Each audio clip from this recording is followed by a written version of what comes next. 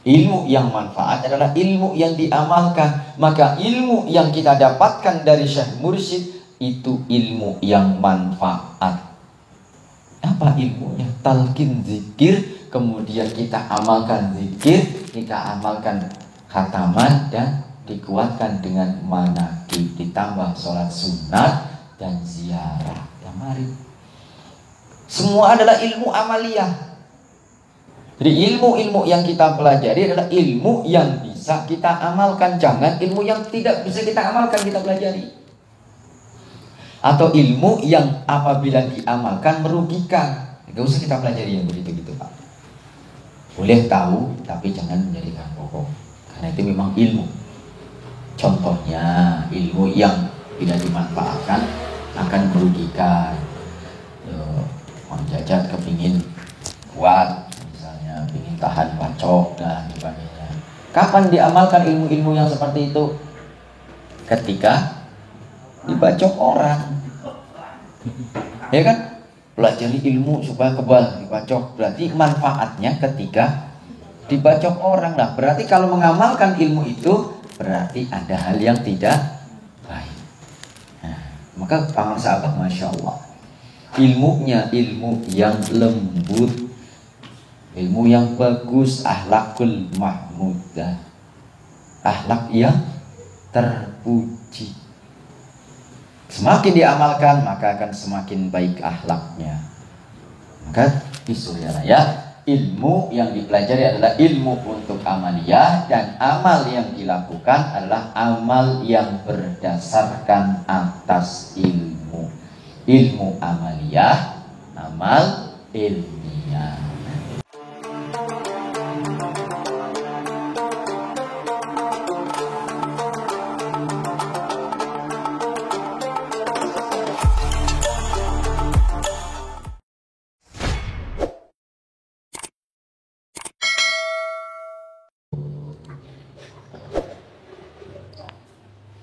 Bismillahirrahmanirrahim.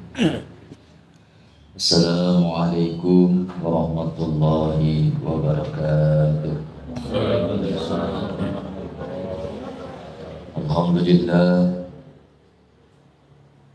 Alhamdulillahilladzi an'ama 'alaina bi ni'matil iman wal islam. Asyhadu an la ilaha illallah wahdahu la syarika lah. Wa asyhadu anna sayyidana Muhammadan 'abduhu wa rasuluhu alladzi la nabiyya ba'da. Allahumma salli ala ruhi sayyidina Muhammadin fil arwah, wa salli ala jasadi sayyidina Muhammadin fil ajsad, wa salli ala qabri sayyidina Muhammadin fil qubur, wa balligh ruha sayyidina Muhammadin minna tahiyatan wassalam. Allahumma aftah alaina futuhal arifin bihikmatika wa karamatika abadan abadan birahmatika ya arhamar rahimin. Ilahi anta maksud wa ridhaka matlub bi'atini mahabbataka wa ma'rifataka. Yang sama-sama kita ta'zimi, yang sama-sama kita muliakan guru kita sekalian, Murabbir Ruhina, Mursyidina Sayyidi Syekh Ahmad Sahibul Wafa Tajul Arifin. Semoga beliau selalu ada dalam rahmatnya Allah, ditambah barakah dan karamahnya sehingga tercurah terlimpah kepada kita sekalian. Amin ya Allah ya Rabbal Alamin. Juga yang sama-sama kita hormati Bapak Usman Faisal beserta keluarga dan seluruh para pemangku majlis zikir. Wa'tasimu bihablillah. Mudah-mudahan semuanya ada dalam ridhonya Allah, ditambah-tambah nikmatnya, ditambah-tambah rezekinya, dimudahkan segala urusannya, dan diistiqomahkan di dalam mengamalkan amaliyah thariqah qadiriyah naqsabandiyah. Amin ya Allah ya Rabbal Alamin. Dan juga kepada kita semua yang hadir malam hari ini, mudah-mudahan Allah Subhanahu wa ta'ala memberikan kekuatan kepada kita ridho kepada kita sehingga kita semuanya tetap dijaga oleh Allah, dibimbing melalui bimbingan daripada Syekh Mursyid kita, dan mudah-mudahan Allah Subhanahu wa taala menjadikan kita golongan orang-orang yang ikhlas yang masuk surganya Allah tanpa dihisab. Amin ya Allah ya Rabbal alamin. Alhamdulillah sehat semua ya.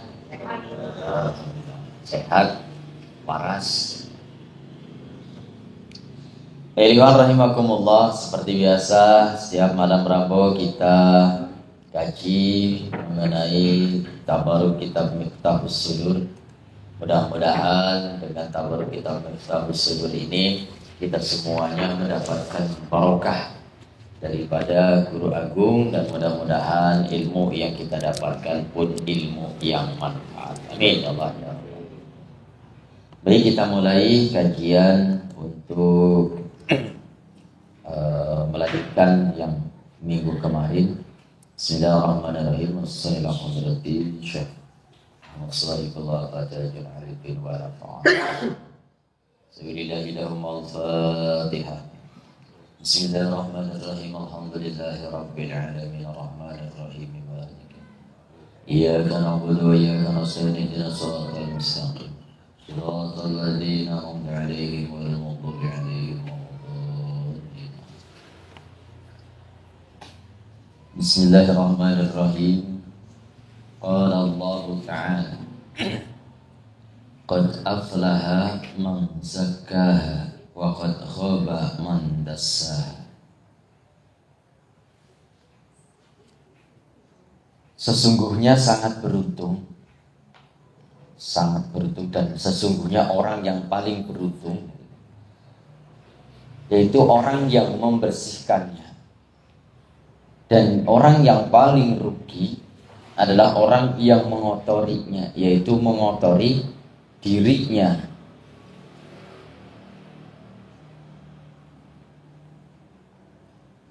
Dalam tafsir Sa'di disebutkan yang dimaksud dengan zakah yaitu tahara nafsahu minal dunubi wa naqaha minal uyub wa raqaha bitta'atilah wa alaha bil ilmi nafi wal amal soleh. Jadi yang dimaksud dengan qad aflaha man zakkaha yaitu sesungguhnya sangat beruntung orang yang membersihkan dirinya dari dosa-dosa dan menjaganya daripada melakukan perbuatan-perbuatan yang buruk. Kemudian mengisi dengan perbuatan yang baik atau perbuatan-perbuatan yang ada taat kepada Allah. Ini selaras dengan konsepnya Imam Ghazali yaitu takholi, takhali, dan tajalli. Jadi takholi, bersihkan dirinya dari segala dosa dan perdosaan. Dibersihkan dengan apa caranya? Likulli syai'in siqalah wa siqalatul qulub dzikrullah. Jadi segala sesuatu ada pembersihnya, dan pembersih qalbu karena tempatnya dosa itu adalah pada qalbu. Jadi ketika orang mukmin membuat atau melakukan satu dosa, maka sama halnya mukmin tadi membuat satu noktah, titik noda hitam di dalam qalbunya. Semakin banyak maka titik-titik hitam itu akan semakin menutup qalbu kita. Semakin lama semakin tebal, semakin keras terus. Kalau ini tidak dibersihkan, maka qalbunya akan menjadi hitam, terbungkus oleh kotoran dosa-dosa tadi. Kalau sudah terbungkus oleh dosa-dosa tadi, maka dosa-dosa inilah yang akan menghijab sehingga hati menjadi gelap. Tidak lagi bisa melihat keindahan rahasia-rahasia tajallinya. Maka sangat beruntung orang-orang yang mau membersihkannya, membersihkan noda-noda yang menutup di dalam kalbu kita. Jadi udah sering-sering dicuci. dibersihkan, dirinso terus. Kalau kita punya baju kotor pun gitu. Kalau misalnya baju ini kita pakai, begitu kita pakai terus kita simpan nggak dicuci, besok kita pakai lagi, terus disimpan lagi nggak dicuci, seminggu sekali baru dicuci, maka kotoran-kotoran yang sudah terlanjur menempel itu akan lebih sulit dihilangkan. Tapi kalau kita punya baju karena tadi hujan kotor, kemudian langsung dicuci, maka kotoran itu akan lebih mudah hilang daripada menunggu nanti. Maka diri kita pun harus selalu dibersihkan dari dosa-dosa dan dijaga dari melakukan perbuatan-perbuatan yang buruk. Jadi kalau sudah dibersihkan, maka harus dijaga supaya apa? Supaya tidak lagi timbul kotoran-kotoran yang baru. Dan kemudian diisi dengan melakukan perbuatan-perbuatan taat kepada Allah. Artinya mengikuti syariat daripada Rasulullah SAW. Mana yang perintah, mana yang larangan, mana yang sunnah, semuanya dilakukan. Melakukan perkara-perkara yang taat. Wa alaha bil ilmin nafi, dan meninggikan, mengangkat derajat daripada diri kita, yaitu dengan ilmu, diisi dengan ilmu. Datang majelis ilmu, datang majelis manaqib, datang majelis khotaman, datang ke tempat-tempat kajian, menuntut ilmu, mengisi diri kita supaya naik derajat kita di sisi Allah dengan ilmu ini. Wa amal sholih, dan diisi dengan melakukan amal-amal soleh. Yang mana kesemuanya tadi, yaitu membersihkan, menjaga, mengisi, meninggikan derajat, dan melakukan amal-amal soleh, itu semuanya ada 4 perkara. Yang 4 perkara tadi itu sudah lengkap, ada semuanya pada sosok Syekh Mursyid. Maka kemarin sering kita bahas bahwasanya Syekh Mursyid itu mempunyai 4 hal yang kita perlukan.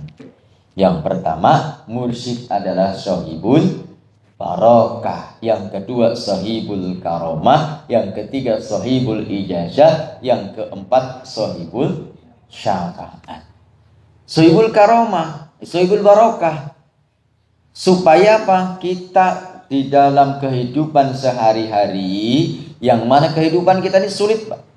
Sulit untuk menghindari dari perkara-perkara yang membuat kita berdosa. Kalau kita tidak tahu, kalau kita tidak mengerti ilmunya, maka akan sulit terkadang kita terjebak kepada perkara-perkara yang dosa. Dan untuk menghindari perkara-perkara yang dosa ini dibutuhkan kejelian pengetahuan ilmu yang begitu luas.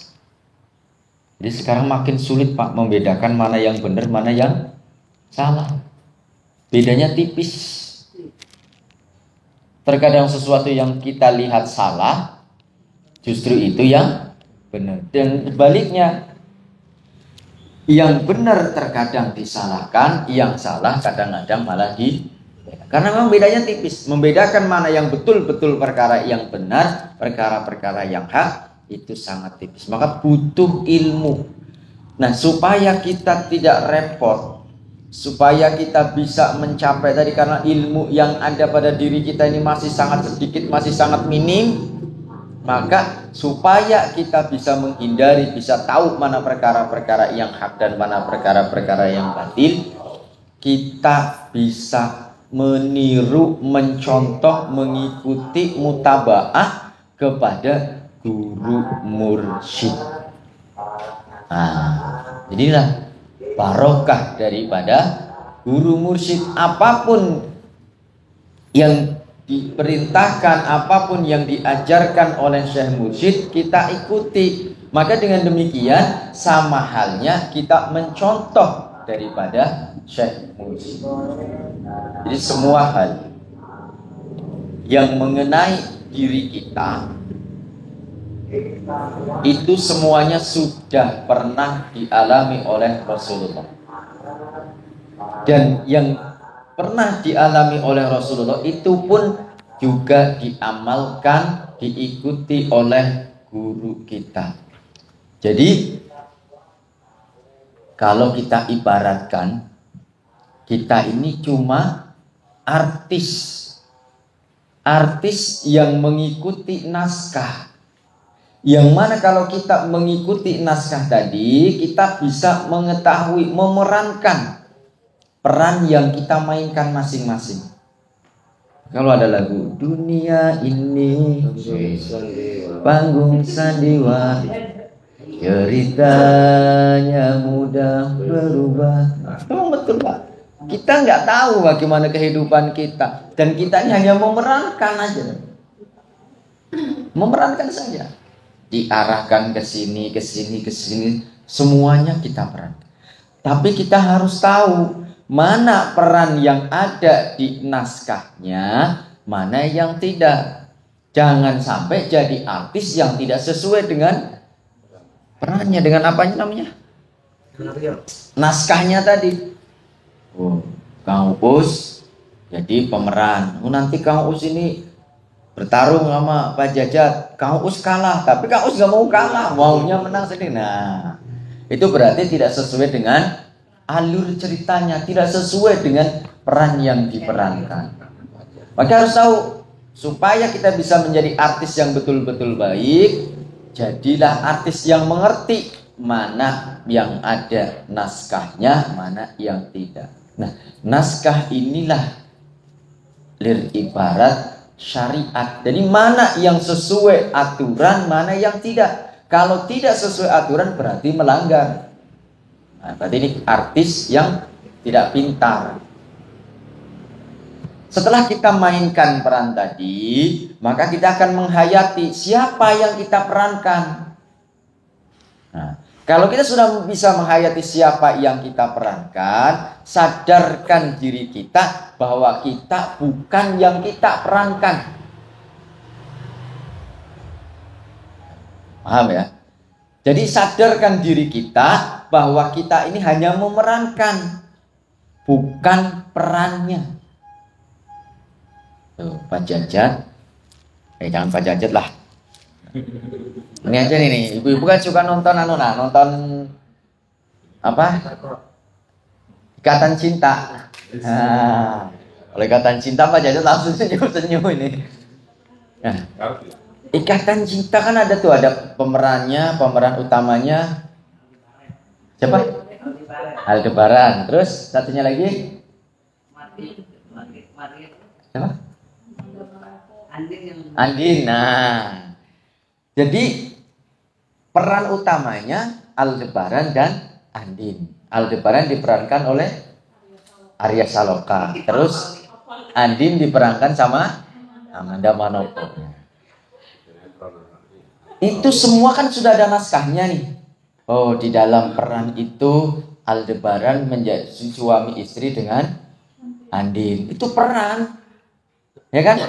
Dalam naskahnya seperti itu. Dalam kehidupan yang fiksinya seperti itu. Terus tiba-tiba si pemeran utamanya itu ingin menjadi peran yang diperankan gitu. Padahal kan, nah ini yang akhirnya repot gitu. Jadi peran itu jangan kita akui dan jangan kepingin kita menjadi yang kita perankan. Sudah perankan saja apa yang menjadi tugas kita, naskahnya apa, itu ikuti. Supaya kita tahu siapa yang kita perankan. Setelah kita tahu siapa yang kita perankan, maka kita akan melihat betapa mulianya perannya yang kita perankan tadi. Kalau sudah begitu, maka bukan lagi kita memandang diri kita yang memerankan seperti ini, tapi melihat siapa yang kita perankan. Semakin kita dalami, maka semakin kita melihat, oh, sutradaranya yang mengatur semuanya. Jadi kita ini hanya sekedar wayang yang diatur sama dalangnya. Jangan sampai wayang kepingin saingi dalang. Jadi kita harus membersihkan tadi, kembali lagi membersihkan diri kita dari kotoran-kotoran, dari dosa-dosa supaya bersih. Nah, kalau sudah bersih, maka akan timbul di dalam kolbu kita, di dalam diri kita akan timbul nur jamalullah. Nah, inilah yang akan menjadikan kita melihat, merasakan, menghayati peran yang kita perankan. Sadar diri, siapa diri kita. Kosongkan, bersihkan. Setelah bersihkan, baru naik. Bersihkannya dengan zikir, dan zikir itu kita dapatkan atas barokah daripada Syekh Mursyid. Maka kalau kita sudah mendapatkan zikir supaya barokah, kita ikuti mutabaah kepada guru supaya ada kebarokahan, memerankan peran tadi. Jadi kita amaliyah ini adalah memerankan perannya guru yang sudah mengamalkan terlebih dahulu. Kita mengikuti guru zikir 165, kita ikuti terus. Maka kalau kita mengikuti guru, mengikuti pengasahabah, kita lebih mudah bisa membedakan mana perkara yang baik, mana perkara yang buruknya, karena mengikuti saja. Dan itu sudah terbukti. Kemudian yang kedua, Syekh Mursyid itu sebagai orang yang memiliki barokah. Pertama tadi barokah, yang kemudian yang kedua adalah sohibul karomah, kemuliaan. Nah, ini pun selaras dengan apa yang guru kita pesankan di dalam tanbih. Ketika kita membaca tanbih, maka akan ada kacida ngamulia kenana kami katurunan Adam yang ngariskian marana anana anu aya di langit jeung di bumi, daratan jeung lautan, malah lebih utama ti makhluk anu sayyid. Jadi kita ini sebenarnya sudah dimuliakan oleh Allah. Kita ini bukan hanya dimuliakan oleh manusia, tapi Allah yang memuliakan kita. Bahkan lebih mulia dari seluruh makhluk yang ada di alam jagat raya. Tapi kok kenapa kadang-kadang kita lebih hina daripada hewan? Karena ini tadi, hati kita ini kotor, hati kita tidak bersih. Titik noda-noda hitam yang ada di dalam kalbu kita itu semakin banyak, sehingga kalbu kita tertutup. Kemuliaan yang ada di dalam diri kita itu dibungkus dengan keburukan-keburukan akibat dosa dan maksiat. Maka tidak ada lain supaya kemuliaan tadi tetap ada, tidak tertutup. Bersihkan kalbu kita dengan apa? Dengan kita mengikuti, kembali lagi mengikuti daripada Syekh Mursyid. Karena Syekh Mursyid tadi yang akan memberikan kemuliaan kepada kita. Dengan cara apa mengikutinya? Dengan cara kita berkhidmat kepada Syekh Mursyid. Jadi kita hadir malam hari ini, zikir, khatama, tabaruk. Ini untuk apa? Hanya sekedar khidmat kepada Syekh Mursyid. Kita bisa zikir, mengamalkan zikir itu untuk berkhidmat kepada Syekh Mursyid. Kita bisa datang ke Suryalaya itu untuk khidmat kepada Mursyid. Karena dengan kita berkhidmat kepada Mursyid, melayani Mursyid, Mursyid inilah yang akan membawa kita untuk bisa menjadi mulia. Kalau kita dekat-dekat sama tukang parfum, ya, pasti kebagian wanginya. Tapi dekat-dekat sama tukang WC, ya, pasti nyium juga Itu kira. Jadi kita ini harus selalu mendekatkan diri kepada Syekh Mursyid, mutabaah kepada Syekh Mursyid, hikmat kepada Syekh Mursyid, supaya kemuliaan daripada Syekh Mursyid tadi itu sampai kepada kita, nempel kita kepada Syekh Mursyid. Kemanapun Syekh Mursyid pergi, kemanapun Syekh Mursyid bawa, kita akan terus terbawa. Walaupun hanya jadi debu, selama itu nempel di kaki Syekh Mursyid, insya Allah akan terbawa sampai. Walaupun hanya terompah sandal yang terbuat dari kulit binatang, tapi karena dipakai oleh Rasulullah, sampai juga ke arasy Allah. Isra Mi'raj Rasulullah. Tidak mungkin kalau Rasulullah tidak menggunakan pakaian sebagainya. Jadi karena dipakai oleh Rasulullah dan Rasulullah mi'raj menghadap Allah, maka seluruh yang dipakai oleh Rasulullah pun ikut mi'raj. Kalau bukan karena nempel, karena bukan karena ngikut kepada Rasulullah, maka terompah tadi, sandal tadi yang terbuat dari kulit binatang tadi tidak akan bisa mulia, tidak akan bisa tembus sampai ke arasy Allah. Maka kita ini yang hina, kita ini yang buruk, kita ini yang banyak dosa, kalau kita nempel kepada Syekh Mursyid, kemanapun Syekh Mursyid pergi, kita akan terbawa. Jadi yang membuat kita menjadi mulia itu adalah karomah daripada Syekh Mursyid. Jadi jangan diartikan karomah Syekh Mursyid itu kita ngamalin, karomah abah saya bisa terbang, burung aja bisa terbang, ya kan? Apa mau disamakan sama burung? Burung malah bisa terbang sendiri. Jadi jangan dianggap karomah guru, karomah para sahabat itu hal-hal yang mistis-mistisnya. Tapi karomah guru yang paling kita cari adalah nempel kita kepada guru, istiqomah sampai akhir hayat kita, sehingga kita menjadi mulia. Kemanapun guru pergi, kita ikuti. Mulia di sisi manusia, mulia di sisi Allah. Kalau kita mau terus khidmat kepada Syekh Mursyid. Kemudian yang berikutnya, waraqaha bi ta'ati wa 'alaha bil ilmi wa 'alaha bi ilmi nabi wa amal shalih.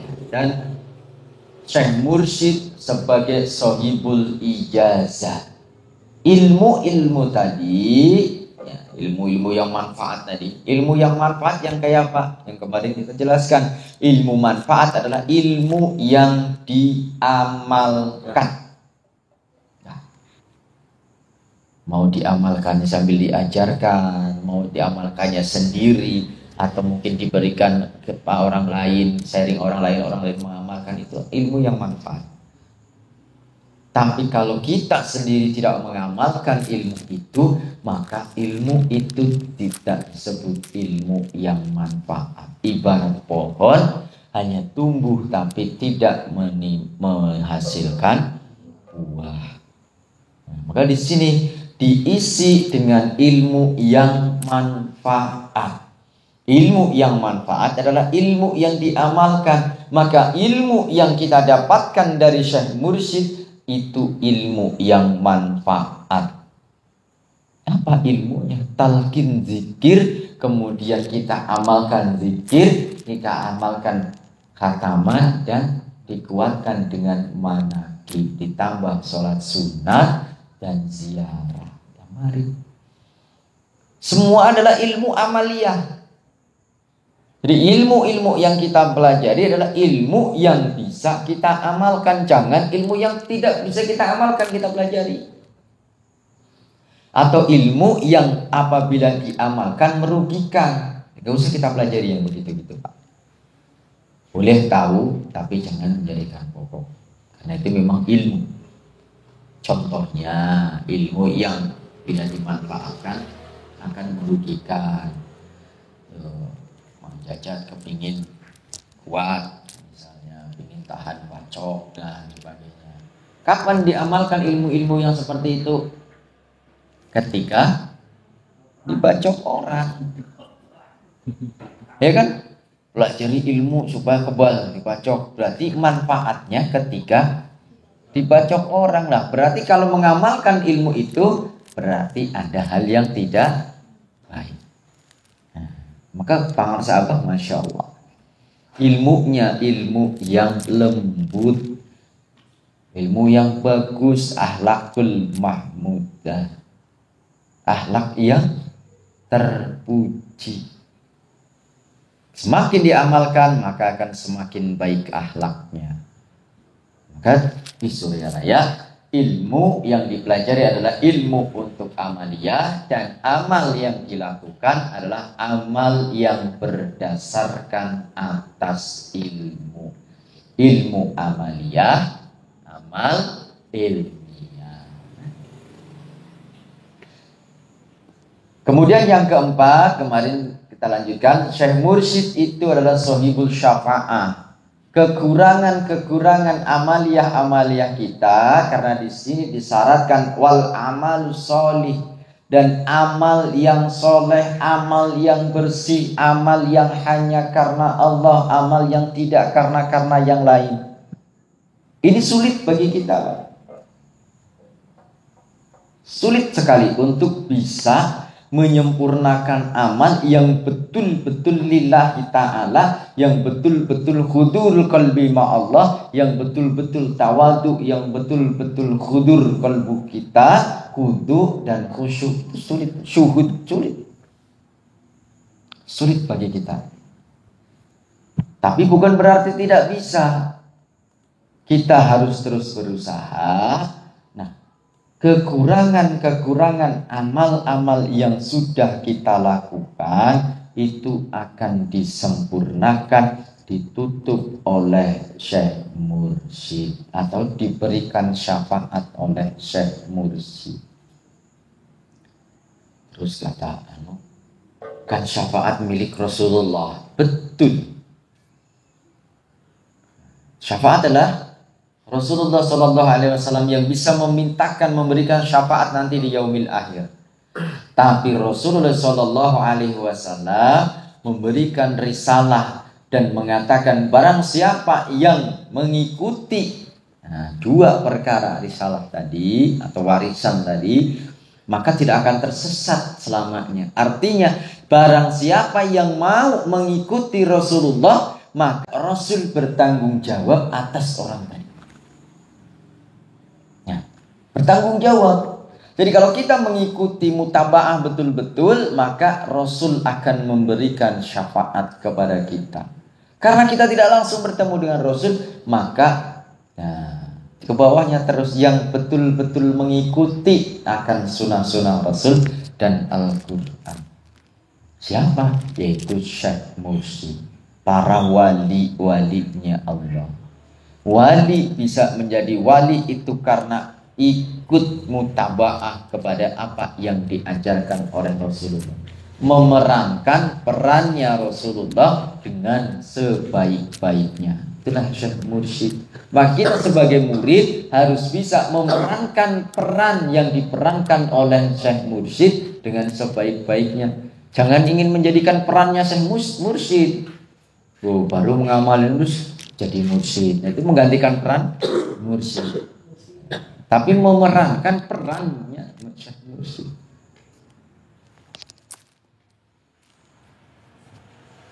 Maka khaba man dasah, dan sangat-sangat rugi, celaka orang yang mengotori kedudukan. Artinya akhfi nafsahul karimah allati laysat haqiqatu biqam'iha wa ikhfa'iha wa tadnisi birridaili wa dunubi minal uyub wa iktirafa litadnubi wa tarki ma yakmiluha wa yanmiha wa istimali ma yashinaha wa yaddasaha. Yang dimaksud dengan orang yang rugi karena mengotorinya yaitu orang-orang yang menyembunyikan dirinya, yang mana dirinya tadi itu sesungguhnya adalah mulia. Jadi kita ini sebenarnya mulia. Maka tadi disebutkan Allah sangat memuliakan kepada hamba-hamba. Allah sangat memuliakan kepada keturunan Nabi Adam. Allah saja memuliakan, kenapa kita tidak? Maka sangat rugi orang-orang yang tidak memuliakan dirinya, yang justru mengotorinya dengan perkara-perkara yang buruk, dengan perkara-perkara yang kotor, dengan melakukan perbuatan-perbuatan dosa, mengisinya dengan perbuatan-perbuatan yang tercela, dan meninggalkan perkara-perkara yang bisa menyempurnakan dirinya, dan sibuk dengan segala sesuatu yang justru akan mengotori diri. Ini orang-orang yang rugi. Jadi orang-orang yang beruntung adalah orang-orang yang betul-betul menjaga kemuliaan dirinya. Tapi orang-orang yang rugi adalah orang-orang yang menyembunyikan kemuliaannya tadi. Jadi kalau kita sudah dimuliakan oleh Allah, ya muliakan diri kita dengan cara menjaganya. Jadi niat amal ibadah kita adalah untuk menjaga kemuliaan diri kita. Mudah-mudahan kita semuanya termasuk orang-orang yang bisa menjaga kemuliaan diri, yang mudah-mudahan kita selalu bisa mengamalkan amaliyah-amaliyah yang bisa membersihkan diri kita, mengisi diri kita dengan perkara-perkara yang baik, sehingga penuh diri kita dengan perkara-perkara yang baik dan tidak bisa dimasuki perkara-perkara yang buruk. Nah, salah satunya adalah dengan melakukan amaliyah-amaliyah, yaitu zikir, khataman, dan manakib, serta amaliyah-amaliyah tahunan. Nah, alhamdulillah, insyaallah besok kita sama-sama, insyaallah hari Kamis, sama-sama akan bertemu dengan hari raya Idul Adha.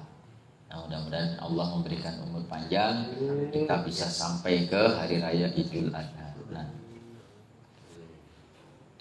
sedikit terkait hari raya Idul Adha.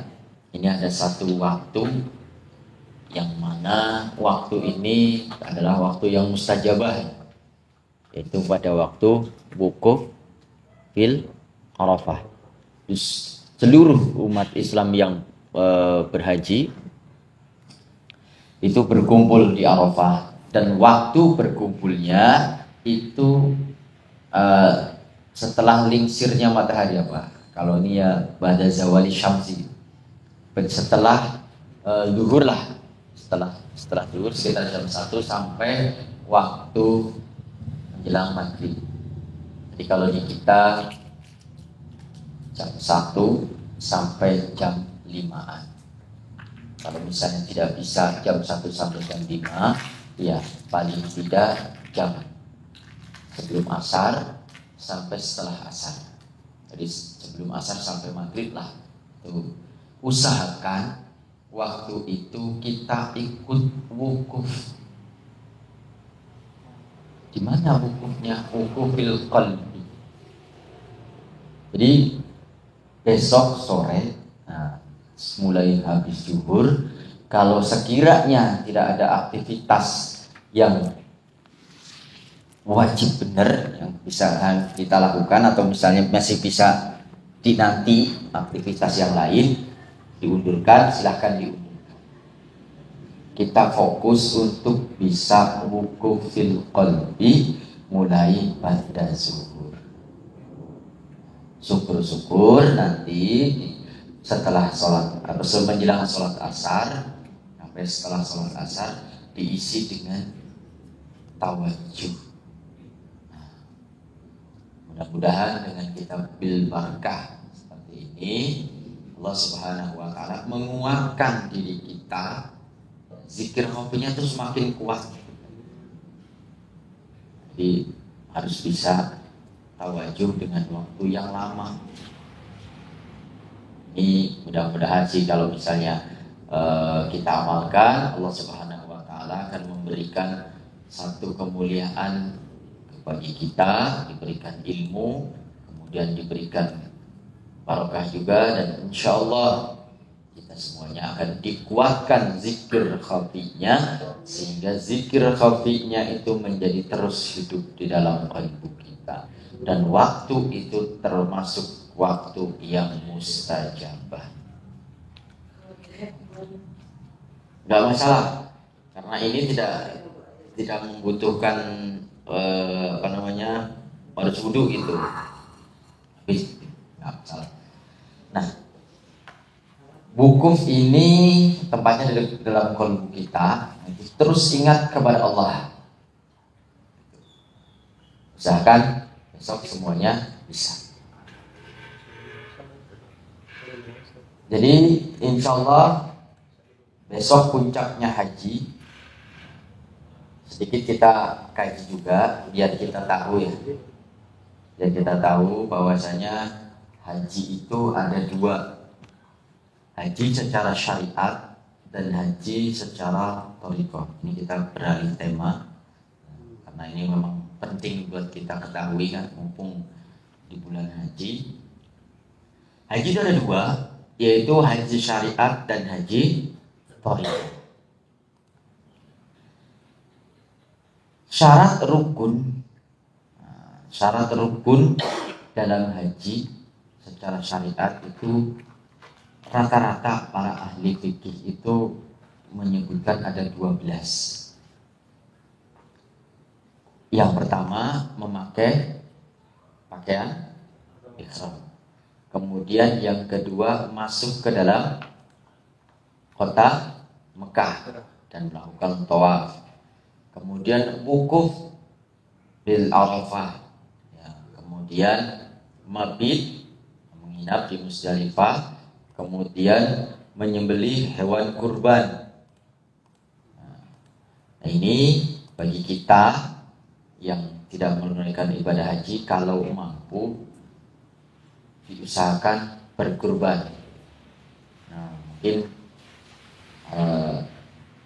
perlu juga diprogramkan untuk persiapan di tahun depan supaya kita bisa berkurban tapi tidak terlalu memberatkan. Apakah misalnya mau patungan atau satu orang nabung sampai secukupnya nanti, nah seperti apa? Silakan nanti diprogramkan lah. Bukan arisan tapi ya. Nah, jangan arisan, tidak boleh. Tapi kita sama-sama menabung untuk membeli hewan kurban.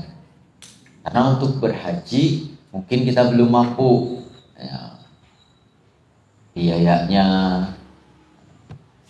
Tapi niatkan dulu. Insyaallah mudah-mudahan Allah berikan kemudahan.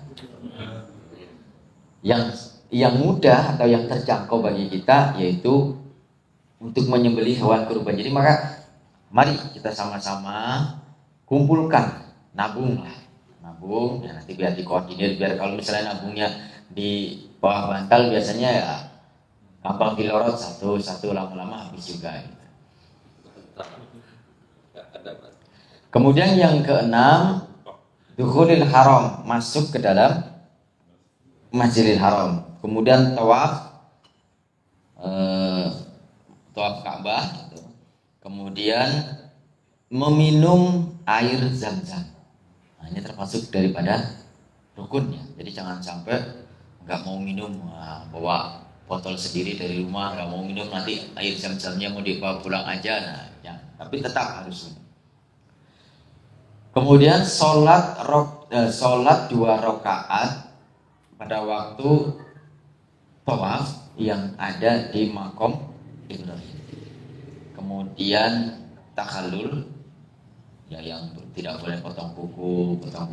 Kemudian yang tidak boleh potong rambut, diperbolehkan potong rambut. Kemudian tawaf lagi dan kemudian kembali ke tempat asalnya. Nah, ini rukun haji. Itu haji secara syariat harus memenuhi syarat-syarat tadi. Insyaallah yang sudah dikaji ya di malam minggu. Untuk bab haji ini nanti biar didalami pada saat kajian malam minggu. Nah, kemudian yang kedua itu ada haji secara thariqah.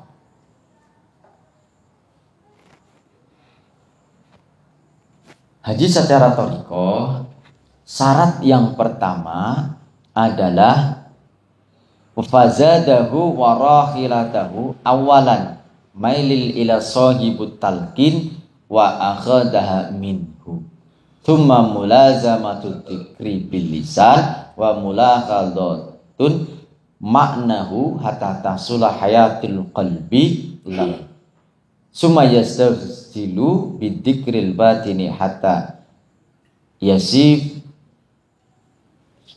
yasfihi bi mulazamati asma'i sifati fatadharu ka'batas sirri bi anwa'is sifati. Ini haji secara thariqah. Jadi haji secara thariqah yang pertama adalah melakukan perjalanan untuk haji secara thariqah, yaitu berjalan untuk mencari sohibut talqin dan mengambil talqin dari sohibut talqin tadi.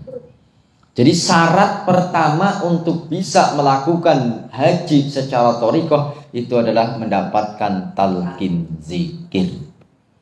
Kemudian mendawamkan zikir, membiasakan zikir lisan dan menyadari atau sadar, mengingatkan terus, kalau bahasa Jawanya itu waskito, terhadap makna daripada zikir tadi sampai hasil di dalam qalbu kita menjadi hidup karena zikrullah dan sibuk dengan zikrullah baik batin ataupun zahir sampai bersih dan terus mengisi dengan asma-asma Allah. Maka disitulah akan muncul Ka'bah sir dengan nur daripada sifat-sifat Allah tadi. Ini haji secara thariqah. Jadi insya Allah orang-orang yang sudah mendapatkan talqin zikir ini adalah orang-orang yang termasuk orang-orang yang ingin atau sedang menuju untuk bisa berhaji secara thariqah. Maka tadi usahakan ikut wukuf dalam qalbu kita. Pun sama syarat rukun haji thariqah pun ada 12. Nah, insyaallah nanti kita dalami lagi. Yang penting sekarang kita tahu yang depan ini nih, globalnya dulu. Karena ini kalau misalnya kita kaji semuanya, yang ada malah nanti nggak paham, bingung, tidak. Kalau bahasa ininya dikredit aja dulu lah. Kita tahu apa itu haji secara thariqah, yaitu datang ke ahli talqin, kemudian meminta talqin, kemudian sibuk dengan zikir lisan, kemudian menjaga kesadaran tentang artinya dan dibarengi dengan hidupnya qalbu di dalam diri kita, hidupnya zikir di dalam qalbu kita sampai sibuk terus dengan zikir. Maka disitulah akan muncul, akan terlihat Ka'bah yang rahasia yang ada di dalam qalbu kita. Artinya begitu kita terputus zikir berarti kita berhenti tawafnya. Nah, supaya tidak berhenti tawaf, nah, kalau tidak tawaf, haji tidak tawaf berarti hajinya tidak sah. Nah, kalau kita sudah mendapatkan talqin zikir masih putus-putus, berarti ini belum menjadi haji. Nah, jadi terus kalau kita diusahakan terus. Nah, maka tawaf itu ada 7 putaran supaya kita bisa menjadi haji secara thariqah. Isi seluruh latifah-latifah ini tanpa terputus, ya minimum 1 kali tawaf dulu di dalam latifatul qalbi. Kalau latifatul qalbinya sudah penuh, ya sama kita dengan tawaf 1 kali. Kemudian sampai latifah yang kedua, naik lagi ke latifatul ruh, penuhi itu. Insyaallah mudah-mudahan kita termasuk golongan haji thoriqah. Amin ya Allah ya rabbal alamin. Ini tuh ya yang bisa kami sampaikan. Mudah-mudahan manfaat. Sedikit kita kaji Miftahus Sudur dan sedikit juga kita kaji tentang haji. Mudah-mudahan kita semuanya diberikan kesempatan oleh Allah Subhanahu wa taala untuk bisa menjadi tamu-tamu Allah yang datang ke Baitullah, dan mudah-mudahan menjadi haji yang mabrur dan mabrur. Amin ya Allah ya rabbal alamin. Jangan lupa besok kita usahakan bisa wukuf fil fal. Amin ya Allah. Kurang lebihnya mohon maaf. Billahi taufiq wal hidayah. Assalamualaikum warahmatullahi wabarakatuh. Waalaikumsalam warahmatullahi wabarakatuh. Maka yang mau bertanya ataupun mau curhat, jadi apa ya? Kita sama-sama lah. Artinya ketika ada permasalahan yang mau jadi beban kita, ayo kita sama-sama saling mengingatkan, jangan sungkan-sungkan. Yang ternyata memang banyak di antara kita yang membutuhkan gitu, saling mengingatkan untuk sharing-sharing pengetahuan ini. Pernah mengalami ini, bagaimana penyelesaiannya? Gitu. Karena memang kita semua masing-masing ini akan mengalami apa yang dialami oleh orang lain. Nah, karena ada pepatah belajar dari pengalaman orang lain. Jadi ketika orang lain dengan satu pengalaman itu kok terasa berat, ya kita supaya tidak mengikuti. Cukup orang lain saja yang menjadi pelajaran kita. Untuk tahu yang baik, tidak mesti harus berbuat yang buruk, kayak gitu kira-kira. Jadi monggo silakan kalau ada yang mau bertanya.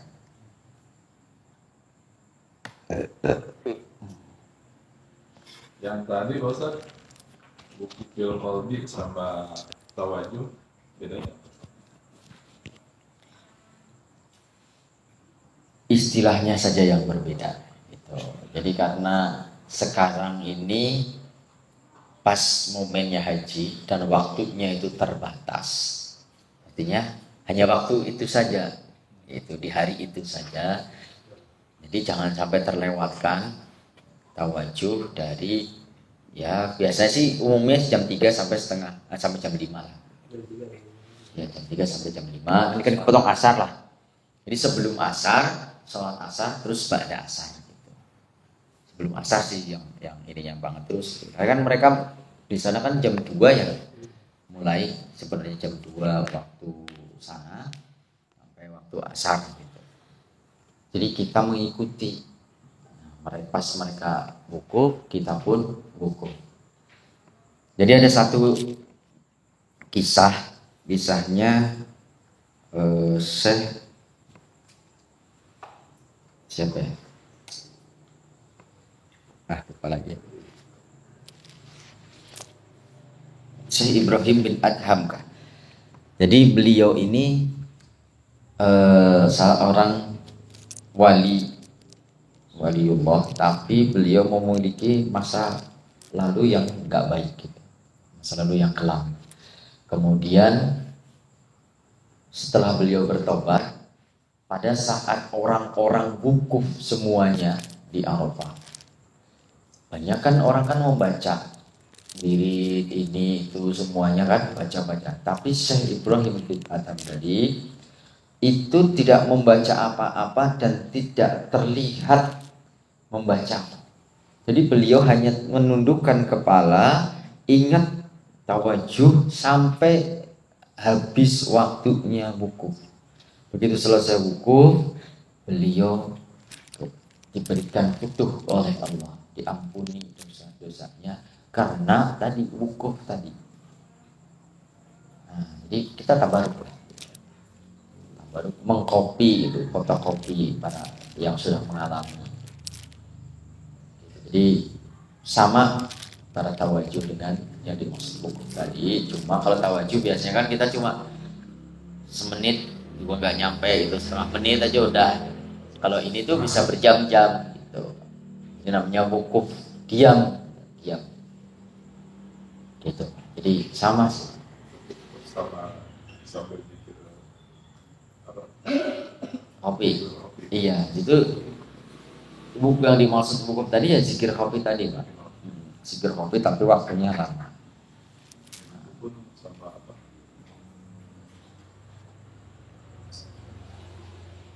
Tawajud sama juga. Iya, sama. Tetap. Iya, itu yang dimaksud. Itu maksudnya Ya. bedanya apa? Nggak ada bedanya, cuma bedanya kalau wukuf tadi itu waktunya terbatas gitu. Artinya momennya tuh terbatas gitu. Tapi yang amal yang dilakukannya itu tawajud.